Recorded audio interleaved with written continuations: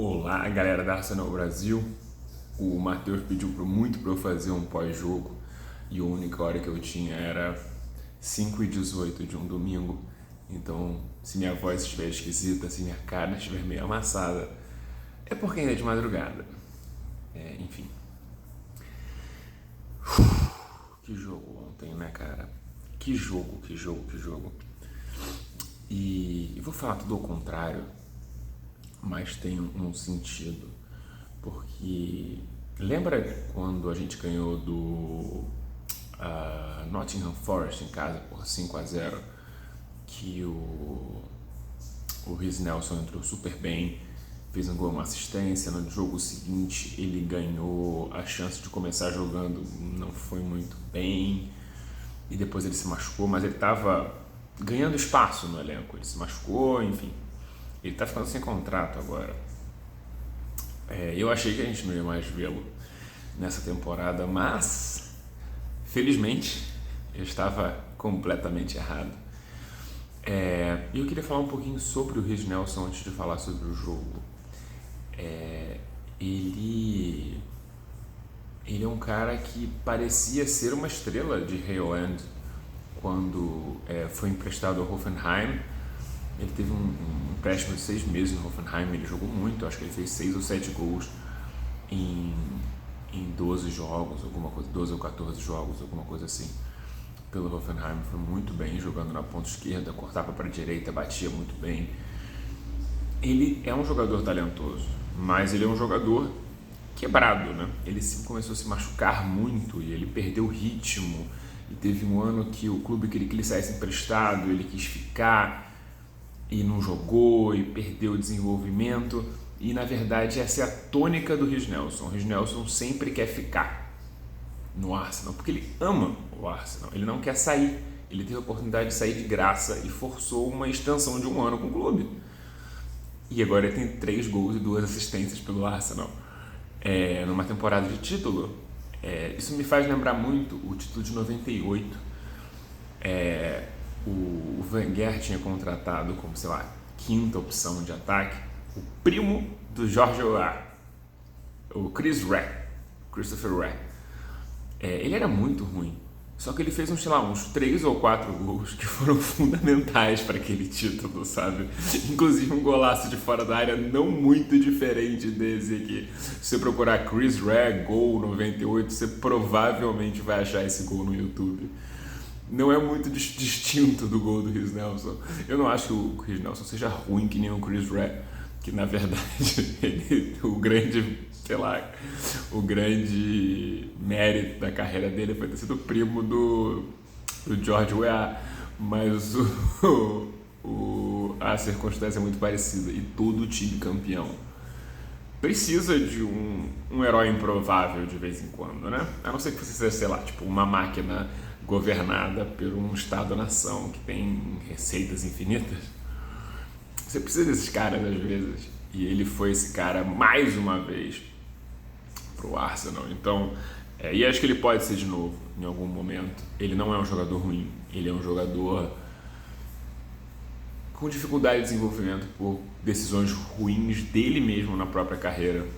Isso é muito apegado ao Arsenal, né? Então, que bom que isso está gerando algum dividendo para ele, porque ele, com certeza, se o Arsenal não quiser que ele jogue mais aqui, ele não quer renovar o contrato, ele vai conseguir algum contrato na Premier League depois dessa temporada.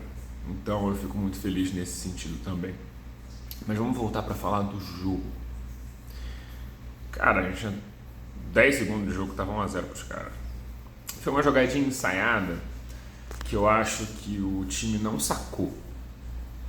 Tipo assim, foi uma coisa meio assim, o Bournemouth não vai fazer isso, ele não vai fazer, putz, eles estão fazendo. E aí começaram a correr atrás e tava todo mundo meio bagunçado, todo mundo meio desligado.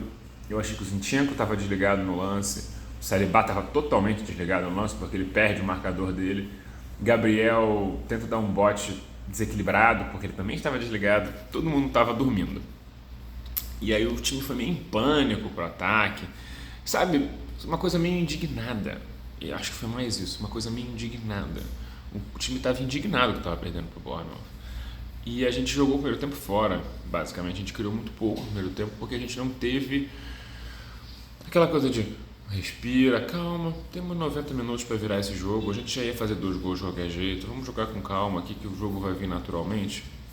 Não teve muito isso. Eu acho que a gente forçou muita bola e aí o jogo não saiu. No segundo tempo a gente foi lá e tomou mais um gol. E aí, depois de tomar um gol, que foi bastante culpa do Partey, né? Partey perdeu o marcador dele no escanteio. Partey que não vinha vendo fazer uma boa partida. O time acordou, falou, não, peraí, não, a gente não vai perder o título da Premier League, que a gente está se matando para ganhar, pro Bournemouth, em casa. Isso não vai acontecer, a gente tem que ganhar esse jogo. E aí, bom, primeiro gol do Partey, ajeitada do Smith Rowe no rebote de escanteio, ele empurra a bola de um jeito super esquisito. O segundo gol já é com o Reiss Nelson, ele faz um cruzamento do Reiss Nelson. Foi muito bonito, muito bonito. E o Ben White, que nunca tinha feito um gol pelo Arsenal, mete o gol. E não foi o gol do tipo, o gol da tecnologia da bola. A bola entrou bastante. Eles não iam ver, porque não pode ver nada pro Arsenal mais, né? Desde que o Lee Mason foi demitido por cometer aquele erro bizarro contra o Arsenal, os árbitros andam um pouco indignados com a gente. Eu não sei explicar. Mas certamente tem um viés norte-sul muito grande, porque você tem que lembrar que dos 20 árbitros da Premier League, tipo 17 ou 16 vêm do norte e mais de 10 vêm da região de Grande Manchester. Embora seja improvável que algum deles torça pro City, porque quem torce pra essa merda, eles têm um viés, né? Eles têm um viés muito claro em favor dos times do norte. E isso é uma coisa bem complicada. Eu não acho que seja tipo, um grande esquema de corrupção, é mais viés natural do ser humano. Enfim. E, bom, a gente empatou o jogo e tava com muita cara de que a gente ia virar o jogo naquela hora, porque a gente fez 2 gols muito próximos, com menos de 10 minutos entre um e outro. E eu acho que o Arteta errou nesse momento, quando ele colocou o Xhaka e tirou o Vieira. O Vieira não fazia um grande jogo, mas ele dá muito mais ritmo para a pressão do Arsenal. E o Xhaka é um cara mais ponderado na posse de bola. E a gente perdeu um pouco da pressão, mas por outro lado a gente ganhou altura, fazia sentido a alteração. Tipo assim, olha, a gente vai acabar cruzando mais na área, só tem o Martinelli lá dentro, que a gente perdeu o Trossard por lesão, não que o Trossard seja um grande cabeceador, ele provavelmente tem dificuldade de, sei lá, pular, porque ele é pequenininho, quer dizer, pode até pular muito, mas ele não chega muito alto.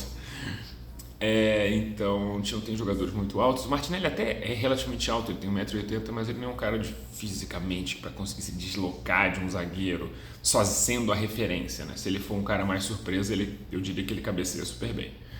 Tem precisado do Xhaka ali também para trazer essa presença, porque, eu não sei se você lembra, depois do segundo gol aconteceu um lance muito engraçado, que o Gabriel Magalhães pegou a bola, tocou para o Zinchenko e falou, estou indo para a área. E foi para a área, ficou gritando assim, cruza para mim. E pior que cruzaram relativamente perto, a gente conseguiu escanteio desse lance. Tipo assim, é que erraram o cruzamento, porque ele conseguiu ficar livre do zagueiro. E se a bola fosse da cabeça dele, era gol, tá ligado? Foi uma partida completamente louca do Gabriel, assim, ele estava claramente desesperado para ganhar, e isso é muito legal. Eu vou falar dele daqui a pouco de novo, mas enfim. E assim, a gente perdeu um pouco do momento na pressão e não parecia que a gente ia virar o jogo. Não parecia. Mas não parecia mesmo que a gente ia virar o jogo. Eu revi os últimos 10 minutos umas 2 vezes. Não parecia que a gente ia virar o jogo.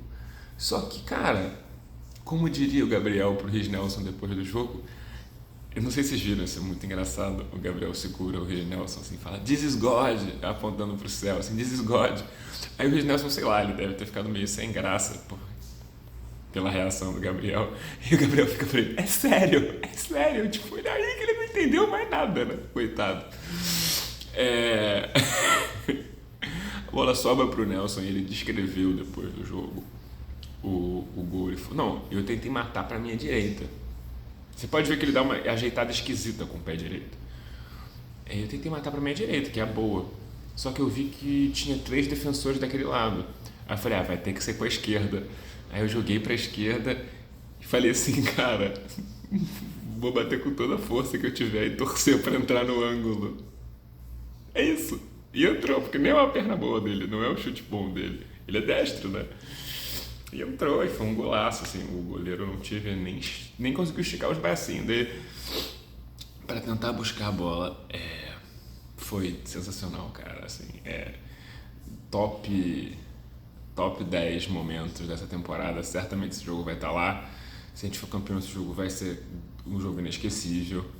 E mesmo se a gente não for campeão, né? Porque assim, essa temporada está sendo muito especial. Muito especial.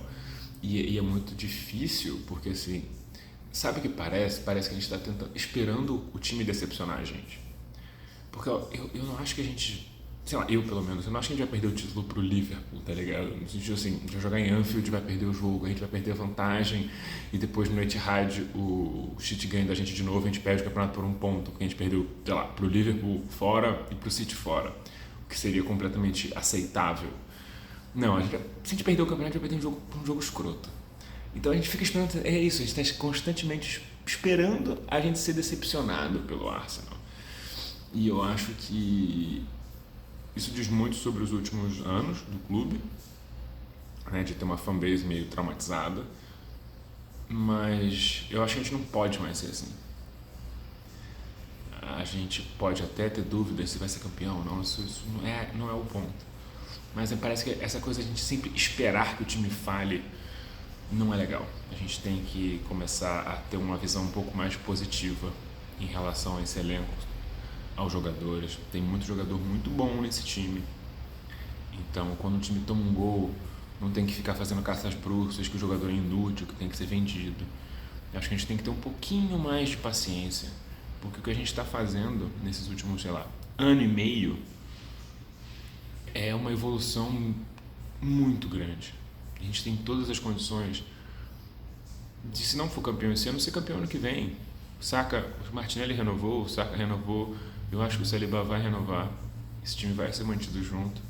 E o time vai muito forte, vai ser renovado, vai ser reforçado. A gente está no caminho certo.